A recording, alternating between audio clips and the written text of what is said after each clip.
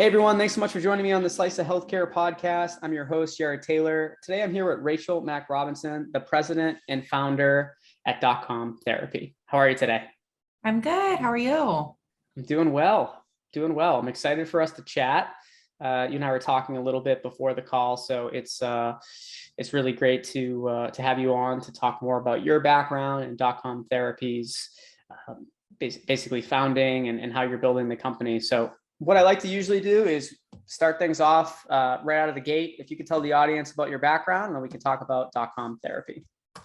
Yeah, absolutely. Thanks for having me on.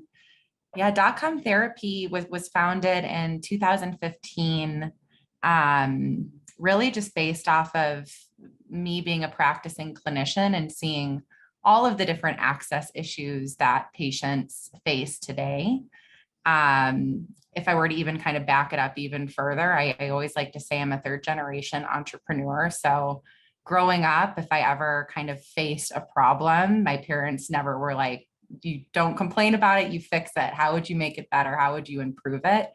And so I think just the way that I was raised kind of influenced, if I see a problem, you have to be the one to fix it. So when I was practicing as a speech pathologist in a neuro clinic, I had a wait list of about 4 to 5 months for patients to come in to see me. I had patients that were driving 1 to 2 hours, parents taking off of work or missing appointments because they couldn't take off of work. All of the things were just really problematic getting their kids to come in to see me. And if you can imagine having a child with a developmental disorder, you definitely want to prioritize their therapy. So I knew that teletherapy could probably solve a lot of these different access issues. It's hard to believe that, 6 years ago, telehealth was still kind of up and coming. I think COVID has really accelerated the adoption and expansion of tele. But at the time, I called around. I had one school district say, yes, we'll try out this model with you guys. Under one contingency, I had to fly up there 1 week out of every single month. So for the first year of DotCom Therapy, it was literally a boots on the ground approach where I would fly up to Bethel, Alaska 1 week out of every month, get on small little bush planes, go out to village schools, work with the kids up there, then fly back to Southwest Missouri where I was living at the time and continued to do all of my services remotely through teletherapy. So I was able to see how impactful it was from a firsthand basis.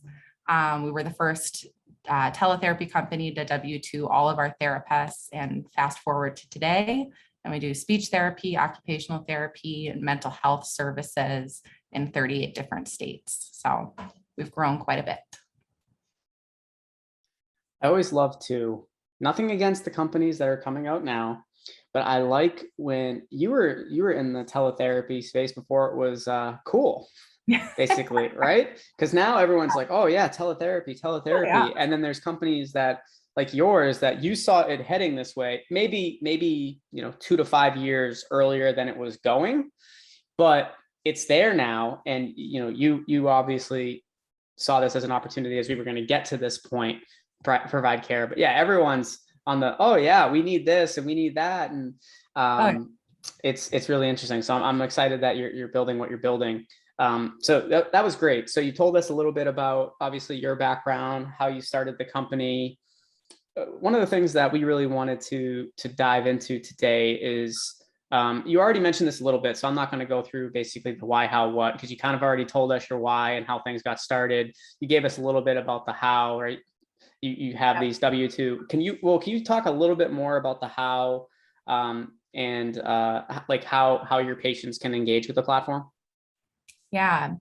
So when we initially got started, our primary customers were K12 school districts. So we would go out and we would find these school districts that were having a hard time recruiting for speech therapy, occupational therapy, school psychology, or school counselors. We would get into a contract with them, and then we would match them with one of our therapists within our network and then provide them with a ton of support. We call it our 360 degrees of support. So that was kind of how we initially started engaging, but we know that our services are beneficial outside of K12 schools. So we're continuing to kind of grow and replicate what we've done in the K12 space. through matching our therapists, and we're expanding it into healthcare, as well as delivering our services directly into the homes. I like the K12 focus. It's an area that is one of the most important areas of teletherapy, right? These children, I think what's great about the children too of this like generation right now is the stigma of therapy is not what it was 20 years ago. Now it's very rare to find someone that's not going. It's more rare, I think, to find someone that doesn't go to therapy or hasn't at least tried therapy than it was 10, 15 years ago. I mean, you know more than I would in that area. Is that what you're seeing as well?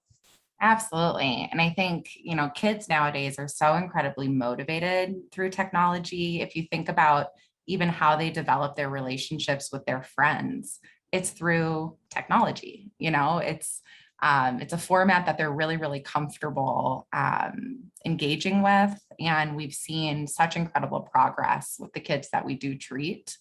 It's really cool to watch. Absolutely. I'm sure you have the best sides of the business. You obviously get to build a sustainable business, but you also get to help people. And I mean, it sounds simple, but most businesses don't get to do that, no matter how much they try, right? Unless they start donating to charities and things like that. That's the only way they'll ever be able to hit both sides of that spectrum. So love what you're doing. Can you talk us through basically how to approach pediatric wellness, and obviously how you're approaching pediatric wellness at DotCom Therapy? Yeah, so it's been really interesting. When we initially started DotCom Therapy, our number one service line that was requested was for speech therapy.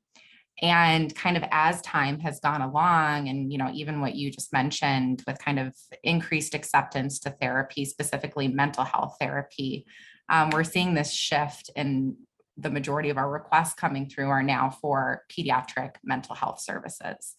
And I kind of liken it to, I almost think we needed to address our adult mental health problem before we could even focus on what was going on in the pediatric adolescent community. And with, the talk spaces and the BetterHelps where, we're creating easy access for adult mental health services, we're now able to focus on the pediatric and adolescent space where we know 1 in 5 kiddos today, they struggle with some sort of a mental health disorder, whether it's anxiety or depression, OCD, any of those things. But only about 20% of them actually access services. And so that's sorely lacking, and it needs to be prioritized. So what DotCom Therapy is doing is we're partnering with our school districts to say, kids are spending the majority of their time here in these school buildings. How do we increase access to these life-changing mental health services where these kids are? And so where in the past, we've really been working with the special education space through partnerships like what we're having right now with Good Side Health, which is a telemedicine company out of Texas. We're able to actually engage with the general student population to be able to identify mental health distresses within the general population community, get them matched with us, and then hopefully get them back to baseline and discharged back into school. So creating those healthy habits as kids. Love that. What's next for the company, Rachel? Oh gosh, so much. So we recently just closed our Series A funding round. And like I had mentioned, really the K12 education space has been our focus over the last 6 years. But when we started raising capital about a year ago, we knew that there was a giant opportunity for us to really shake up the pediatric therapy healthcare space. So we seeked out investor partners that were well-connected in the space. So OSF Ventures, which is the venture arm of OSF Healthcare, LRB Health, which is made up of a ton of different health systems from across the US, and then New Capital Partners based out of Birmingham, Alabama, who were the first institutional investors in Teladoc. So we've got some really strong investors in our corner, and we're turning from not just providing services in the K-12 space, but being able to partner with healthcare systems across the US, And we're also in the process of credentialing and enrolling in a bunch of different health plans. So if you as a parent think that your child would benefit from our services at home, you'll be able to access those from the comfort of your home, and still have your child be able to reach their goals. That's super exciting. Congrats on the Series A. Looking Thank forward you. to hopefully at that next when that next financing round happens. What we like to do is, since we've already had you on the podcast, come back on for a quick little update. Tell us about that new round, what you're doing, or even if there's not a round, come back on, tell us what's new, what's changed. Because as everyone knows that follows the startup world, things tend to move pretty quickly. Oh, yeah. So I'm excited that we were able to connect, and let's definitely stay in touch. But thank you again so much for joining me on the podcast. Absolutely. Thank you so much.